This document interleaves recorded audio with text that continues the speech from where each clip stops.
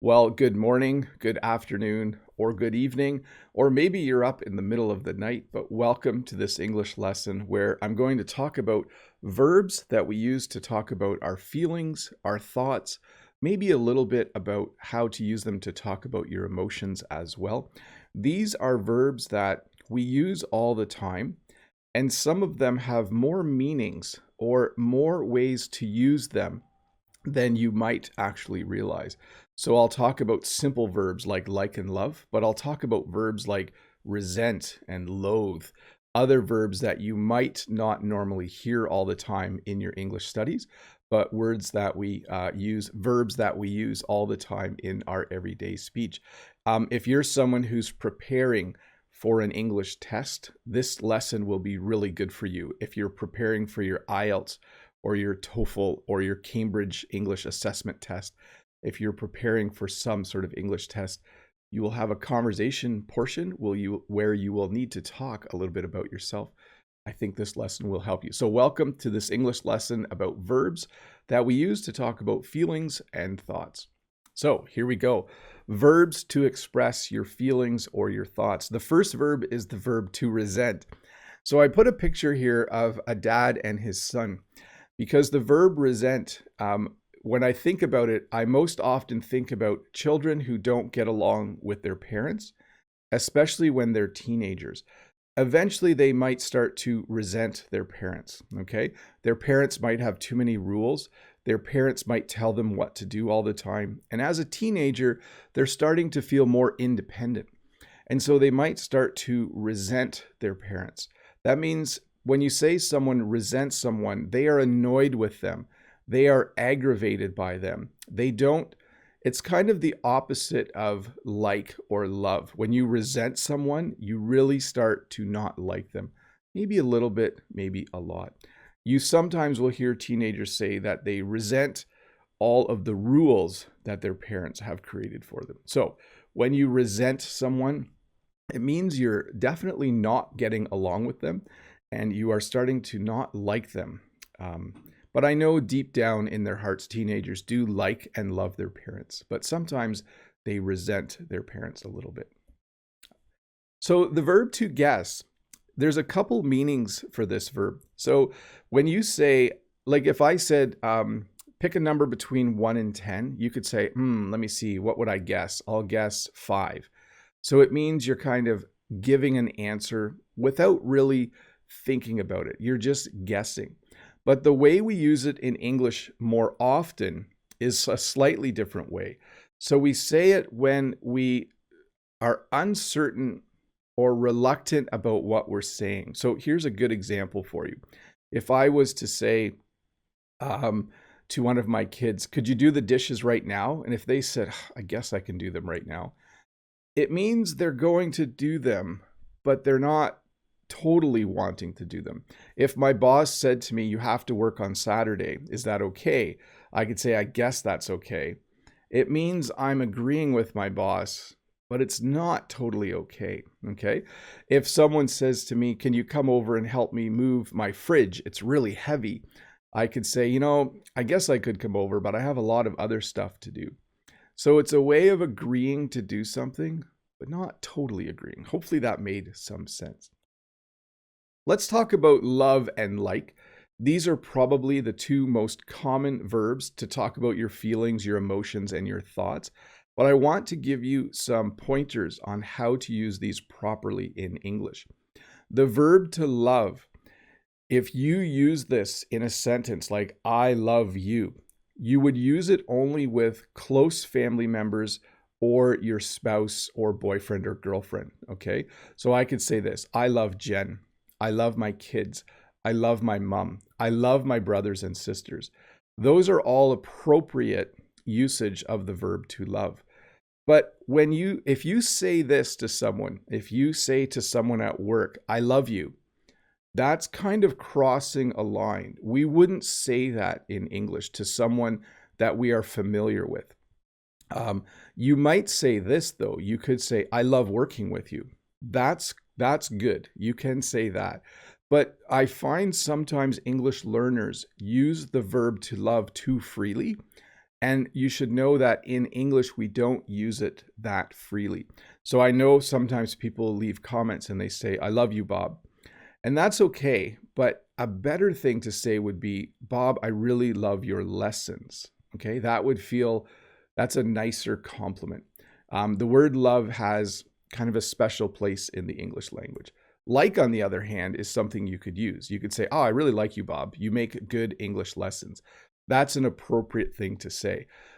If you are working with someone that you like working with, you could say, you know what, I really like you. It's really fun working with you. That's an appropriate thing to say. And just so you're familiar again, love is stronger than like, okay, on the chart of positive emotions. To trust. So this is an interesting one because when you trust someone, you believe them. I put a picture of a grandmother because children often trust their grandparents. When you trust someone, you believe them. When you trust someone, when they say they're going to do something, you know it will happen. They won't let you down. They will always do what they say they're going to do. But we use this in another way as well. I could say to students that this project is due tomorrow, and I trust that all of you are going to get this done. Or I could say there is a new video coming out next Tuesday, and I trust that all of you are going to watch it. So we use the verb to trust to say, I think you're going to do this, okay? I trust that you will keep your vehicle repaired. I trust that you will respect others. I could say to you, I trust that you're going to study more English this week. So it means I believe you're going to do something. I think you're going to do something. So a slightly different meaning than the traditional meaning, and used that way quite a bit. I often say to my students, I trust that you'll be on time for class tomorrow. We need to get started right on time.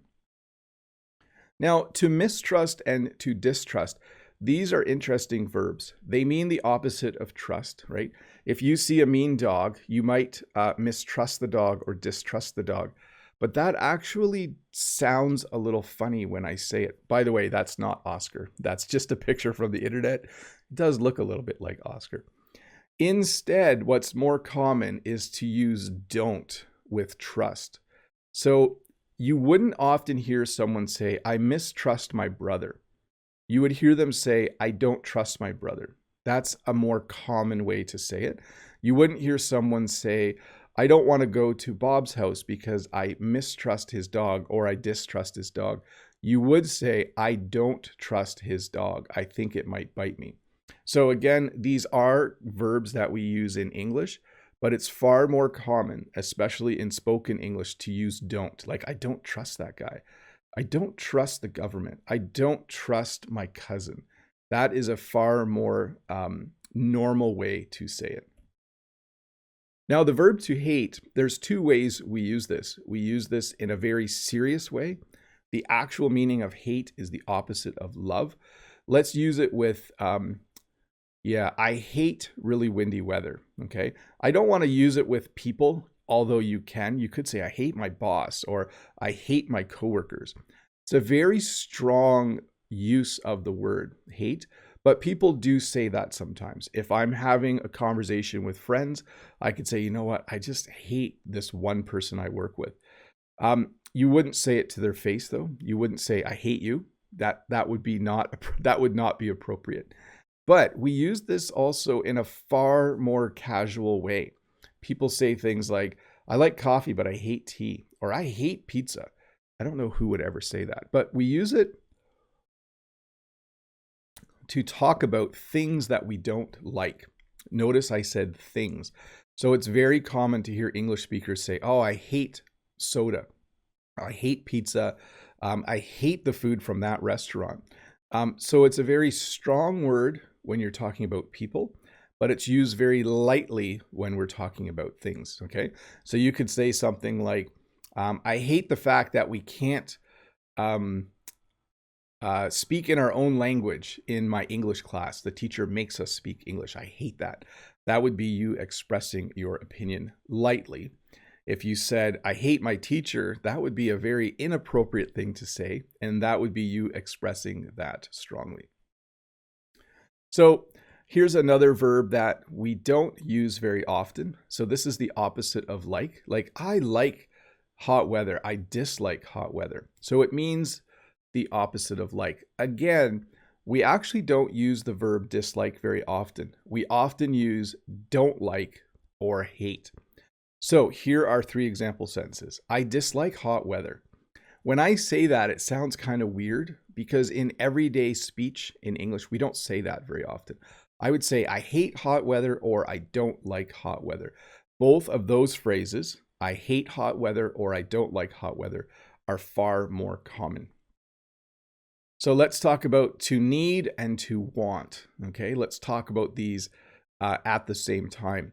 When you need something, it's something important for your life. You need a job, you need to drink water, and you need to eat every day. Those are things that you must do. They are things that you have to do in order to have a nice, healthy life, in order to earn an income. When you want something, though, it's simply something you desire, something that you would like to have, but it's not important. If you are thirsty, you need water, but you might want soda. No one needs soda or pop in the world. So you could probably see the difference now. There are needs and there are wants. Needs are things like a job, a place to live, a happy family. You need all those things. Wants are things like a giant house, a job that pays way too much money, etc. Desire.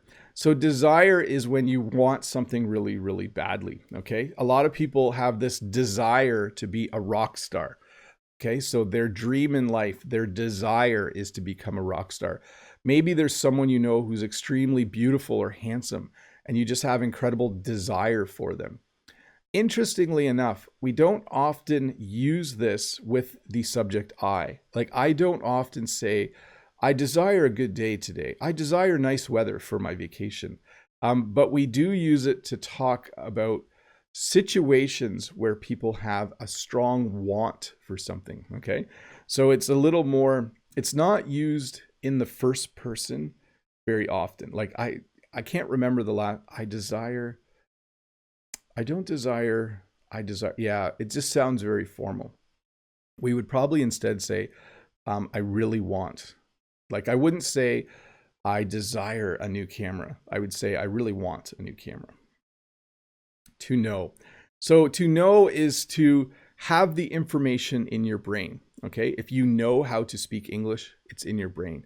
If you know someone, you are familiar with them. But we also use this verb quite often to say, I agree with you. So if someone says, Bob, you have too many blue shirts, I could say, I know. And basically what I'm saying is, what you said is true. Bob, your English lessons are great. And if I said, I know, that sounds a little bit arrogant, but it means that I agree with you. So I know can have a couple of meanings. I know how to speak French. I know the French language. I know my brother. And if you were to say, Bob, Jen's bouquets are very beautiful, I could say, I know, she's really good at it. So I'm kind of saying that I agree with you.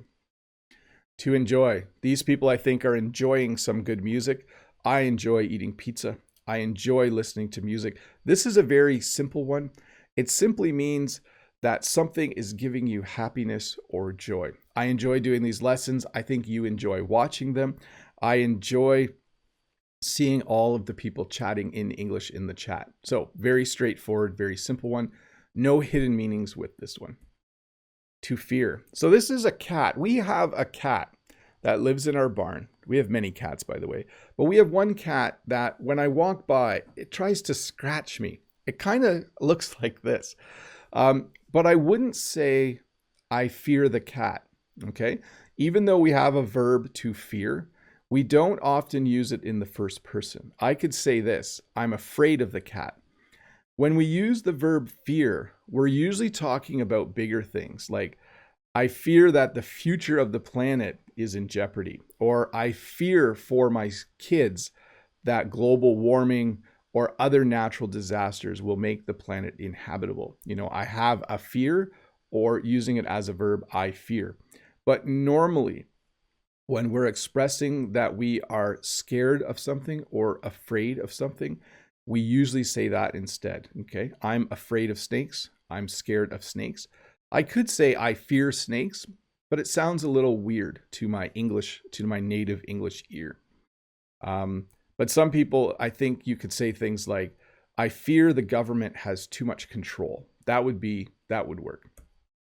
To decide. Sometimes you have to make a decision. Sometimes you have to choose. Here you have a series of doors, and in that situation, maybe you have to decide which door you're going to go through. So you need to decide. We generally use this verb in the future and in the past. We don't often use it in the present. We don't often say, I decide. We usually say things like this.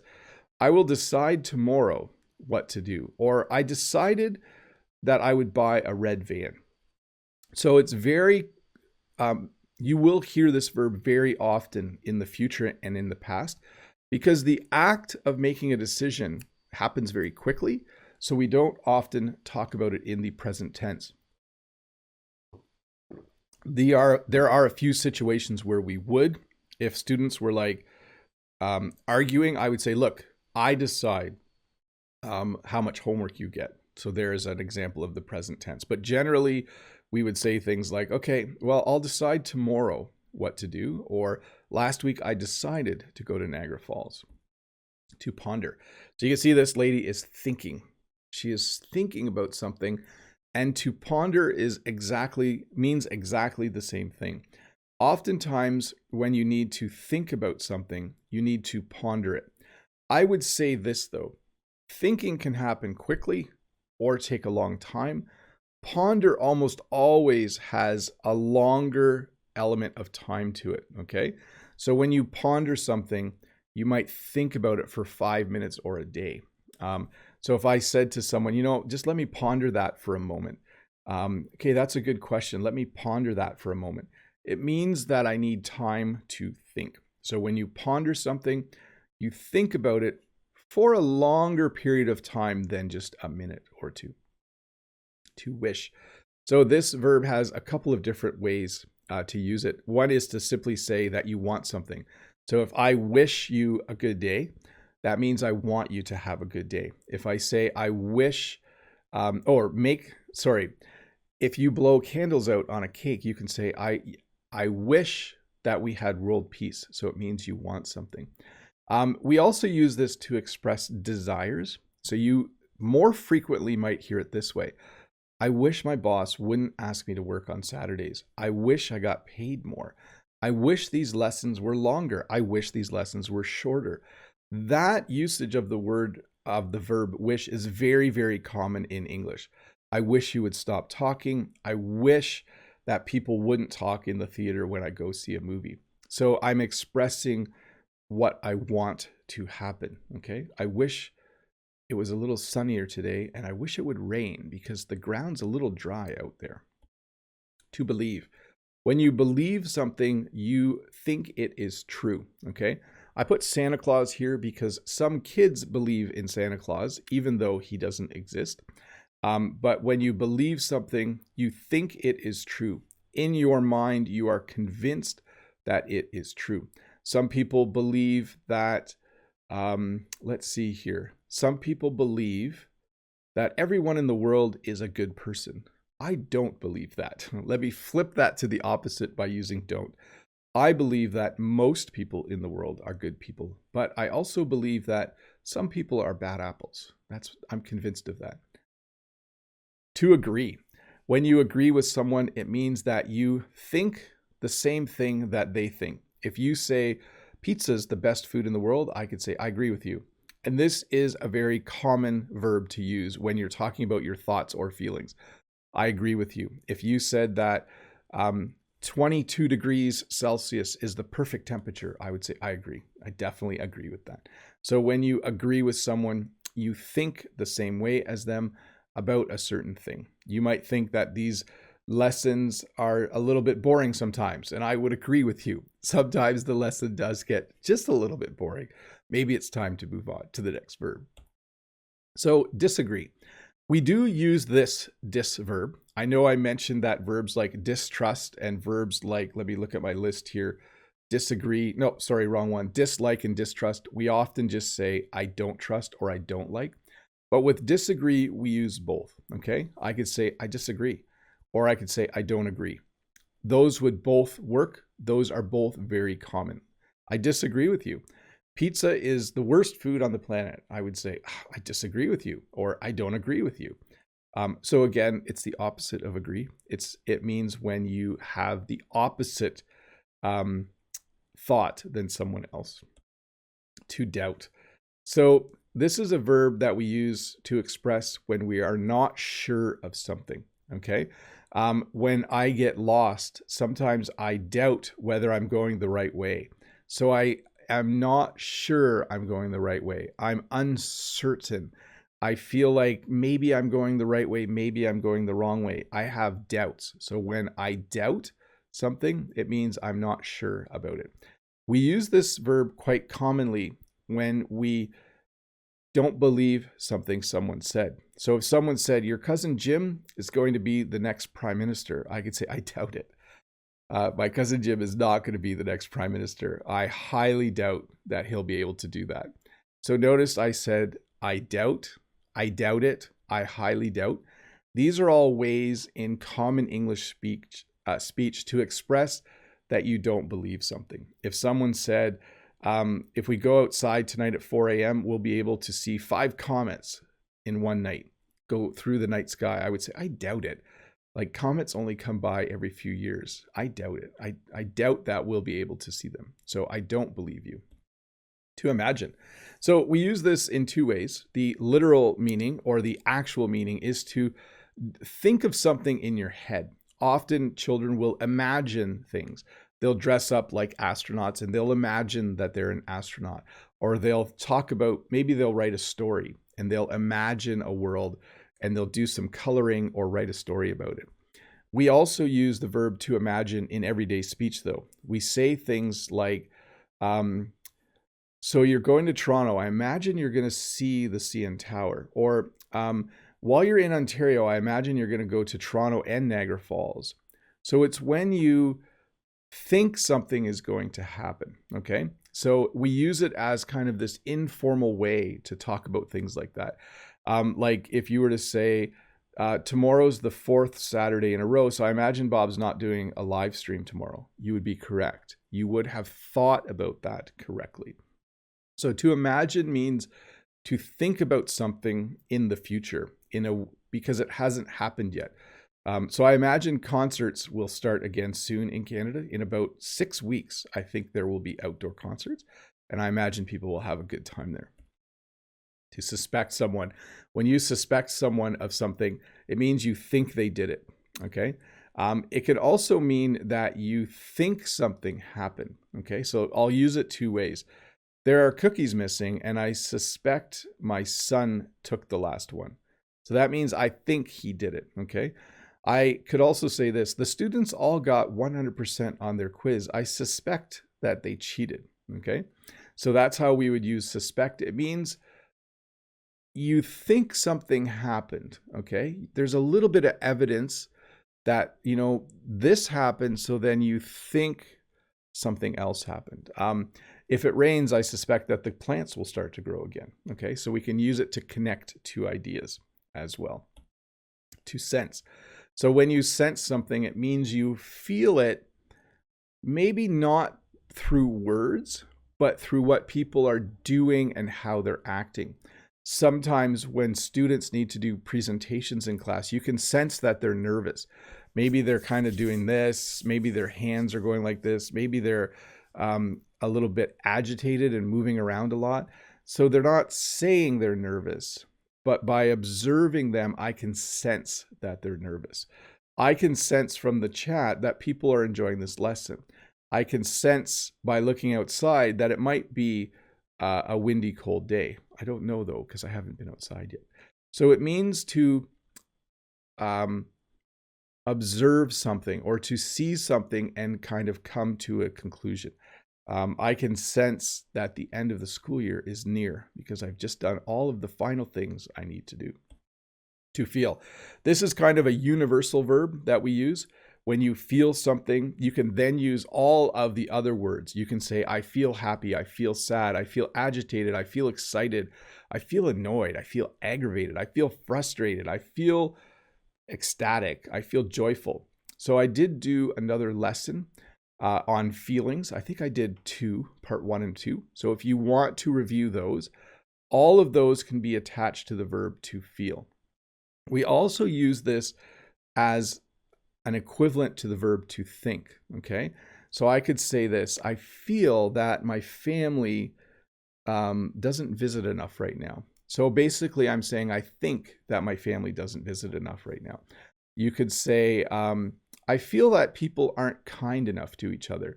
That means you think that. I think that people aren't kind enough to each other. Let's see, to prefer. So sometimes some people prefer coffee, some people prefer tea. We use this verb exactly in that way. It has no hidden meanings.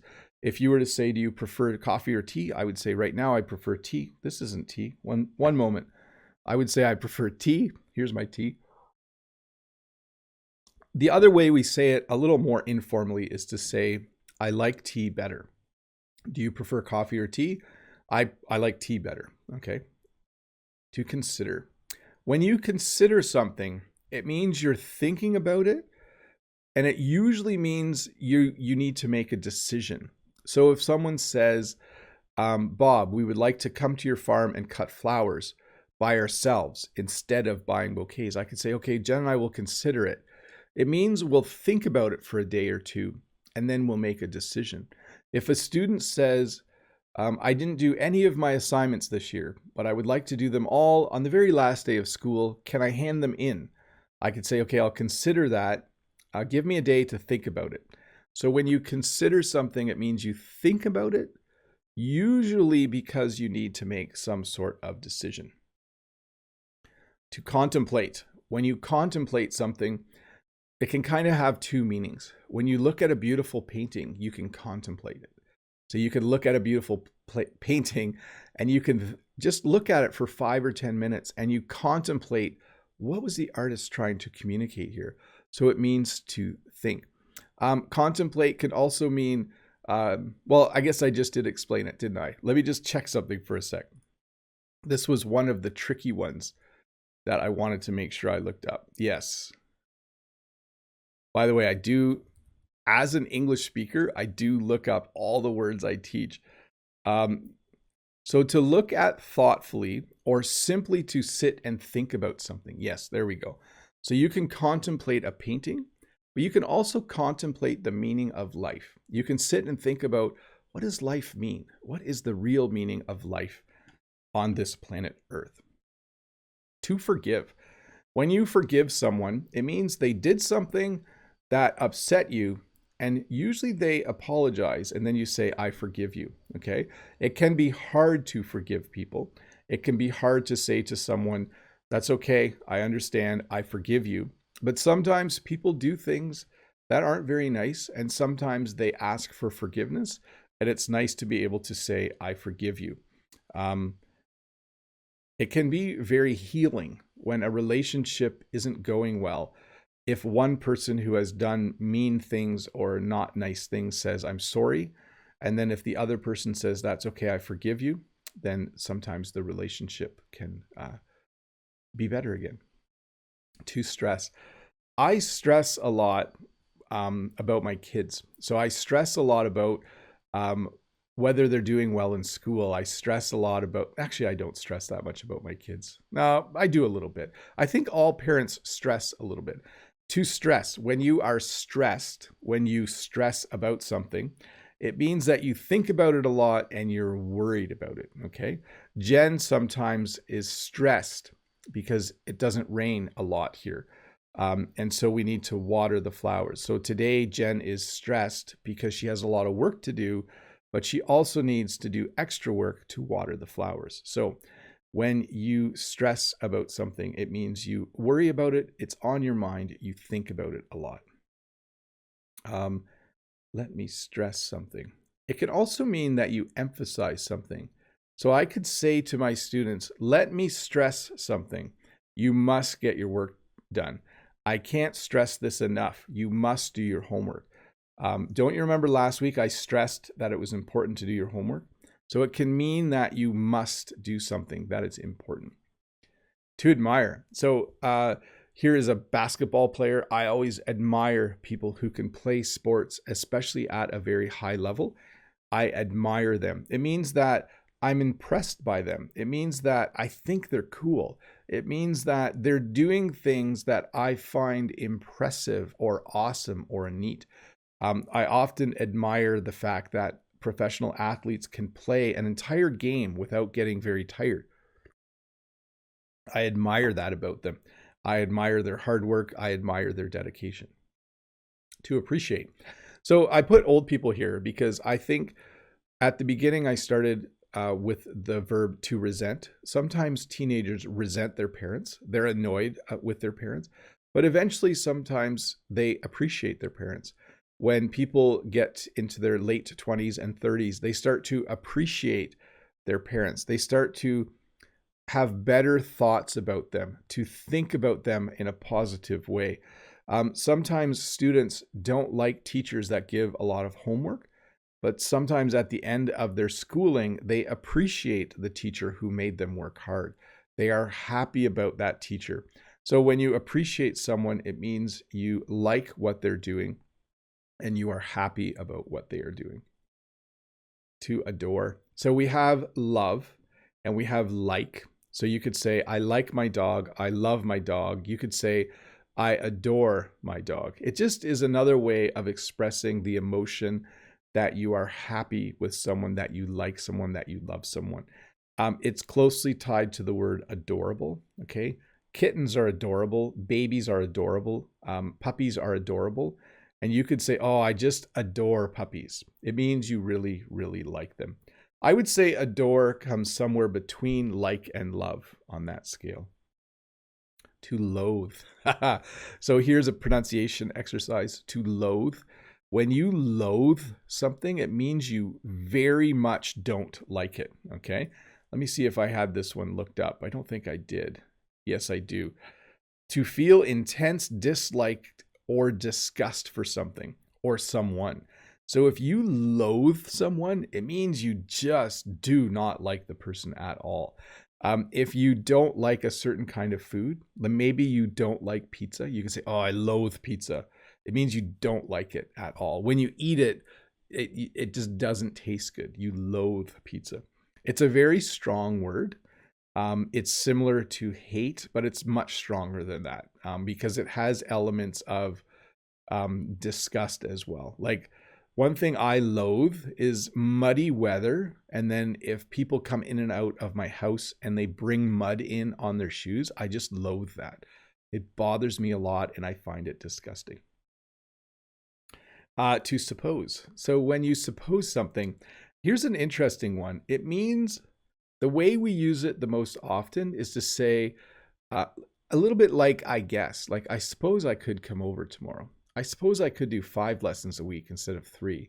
I suppose I could try to sleep longer in the morning. It means you're thinking about something or you have an idea that you haven't finished thinking about. You can also use this to say you agree to do something like, hey, can you give me $100? You could say, I suppose I could give you $100, but when will you pay me back? So it means you could do it. Okay.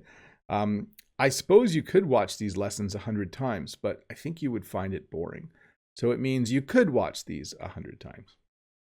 To remember, do I have these lined up together? I don't think I do. Oh, yes, I do. Well, we'll do remember first. When you remember something, it means that maybe you forgot it, or maybe you just did it instead of forgetting it. So let me explain a little bit better. I remember when I was a kid, I used to play outside a lot.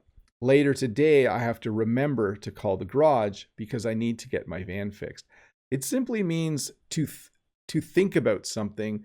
Yeah, this is a tricky one. Why am I struggling with this? I've used it in 2 really good example sentences, but I should remember to write down definitions for the ones I'm going to have trouble with. So let me give you the examples again. I remember when I was a kid. So basically, I'm thinking about a time in the past.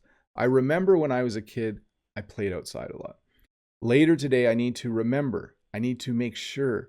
I need to not forget to call the garage because my van, the front rims on my van were hot last night after Jen drove it. So I think it needs new bearings. So I need to remember to call the garage. To forget, I put flowers here because oftentimes, well, not oftentimes, sometimes men forget their anniversary. This means that they don't remember it. So maybe they've been married for 10 or 15 or 20 years and they forget to say happy anniversary to their wife. And so then sometimes they come to us and they buy flowers. Flowers are something that people quite often buy if they forget an important occasion. Sometimes they will buy flowers. But again, to forget is the opposite of remember, right? Yesterday, I forgot to do something. That means I never actually thought about it and I didn't do it. Usually I make lists. I make lists so that I can remember what I need to do each day because I don't want to forget what I need to do each day. To recall. So there's two verbs, to recall and to recollect. These are kind of, they're not super common, but we do use them. Like they mean the same as to remember, by the way. But I could say, I recall when I was a kid, I played outside a lot more. Or I recollect when I was a kid, I played outside a lot more. We don't use recollect a lot. We do use recall though, often when we're talking about things from the past. Like if I recall correctly, last year, you said you would give me $100. Or if I recall correctly, last year, I lent you money and you haven't paid me back yet. So simply another way to say remember. Let's see here. I'm going to scroll back. Okay, to dream.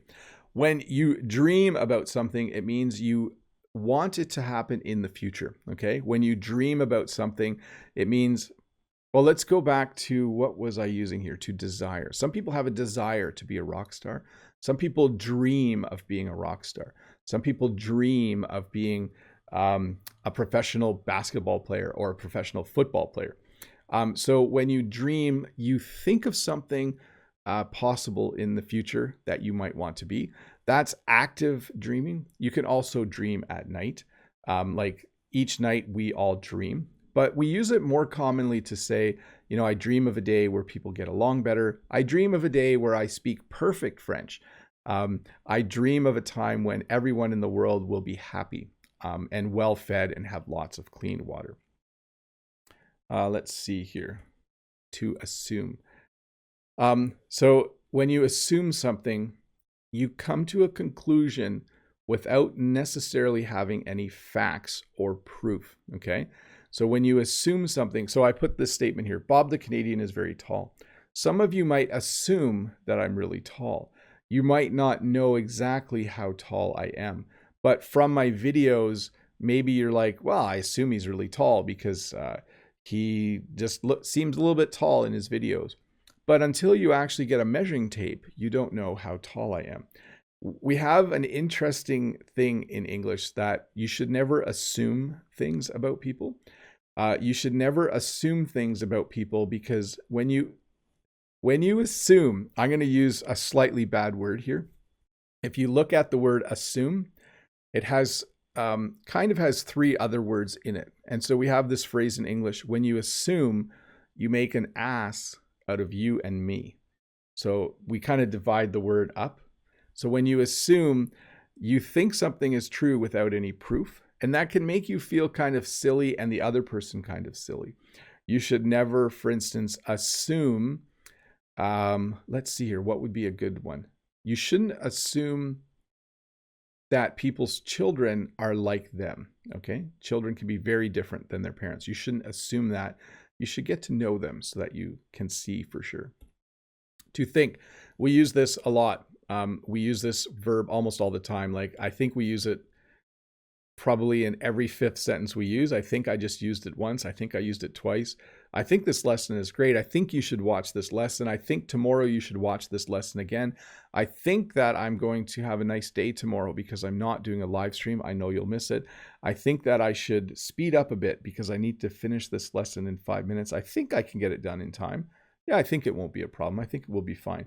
So you'll notice it's like this common verb that we just use to introduce thoughts, right? So I think my new camera's cool. I think this microphone was a really good thing to buy. I think I'll have a drink of water right now.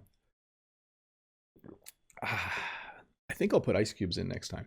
So I'm just spitting out all these very common expressions using the verb think. We use it all the time. I think I'm going to be a little bit late for work today, but I don't think my boss will mind. So I actually put don't in there. So to think, kind of like a universal verb to put at the beginning of a sentence where you're going to talk about what you are currently thinking about. To wonder. We use this in the same way. The actual meaning is, to kind of think, I wonder how big the moon is, right? Like you're thinking about something. But we use this in almost the same way as the verb to think, but in a way where we're giving suggestions. So I might say something like this: I wonder if my meeting will be really long today. I wonder if my van is going to cost a lot of money to fix. I wonder if I should build a new picnic table this summer. I wonder if the pizza I buy later today will be good because I'm getting it from another place. I wonder if my sister will like it when she comes over. So it means you're kind of thinking about something and you're not sure how it will go. We use this verb a lot. Yes. I wonder if, I was just going to use it again there, wasn't I? Yeah, let me move on. We use wonder a lot to recognize. When you recognize someone, it means you know who they are and they are familiar to you. So when you see a large crowd of people at the airport, there might be someone there and you recognize them. You're like, hey, that's Joe. Maybe someday you'll be walking through an airport and you'll recognize me. You'll notice that it's Bob the Canadian and you'll be like, hey, Bob. And I'll be like, hey, person who knows me and I'm not sure who you are. What name do you go by on YouTube? That's what I'll say. But we also use this verb to say that we are aware of something, okay? So I recognize that it's hard work to learn English. You recognize that I work really hard to make lessons. I recognize that you don't have time to watch all my lessons. I recognize that one of the things that happens when you own a vehicle is you have to fix it. So it's the same as saying you're aware of something or you know something, okay? I recognize the fact that picnic tables don't last forever and they fall apart and I need to build a new one. To realize. We use this in the same way. When you realize something, it means that you are aware of it or you know about it. I realize that plants need water. I realize that I need to go to work in 5 minutes. I realize that Jen works really hard and I appreciate the hard work that she does. So it means that you know about something or you are aware of it. And we use understand in the same way as well. When I say a sentence, the main meaning would be that you understand, you comprehend, you know what I'm talking about. So if I say, do you understand? And you say, yeah, I understand. But we also use this in the same way as to wonder and to think, right? Like, I understand learning English is hard for you. Maybe it's not, but I understand that you don't have a lot of time every week. I recognize that you don't have a lot of time this week to do this. I realize that you don't have a lot of time this week to do this. So it just is a recognition of something. I am aware. I understand that the mail comes at 10 o'clock. And if I'm waiting for something, I just have to be patient. To notice. Here's something I've noticed. I've noticed that more and more things are open every time I go to town. I've noticed it. I have seen evidence that has made me aware of this, okay? Last night, I noticed that something smelled funny by my van. And when I touched the tire, it was hot. So I noticed something. So when you notice something, you see it or smell it or hear it, it means you have become aware of it, okay? You could say this: when it rains, I notice that the plants grow really quickly for a few days afterwards. So when you notice something, it means you have become aware of it.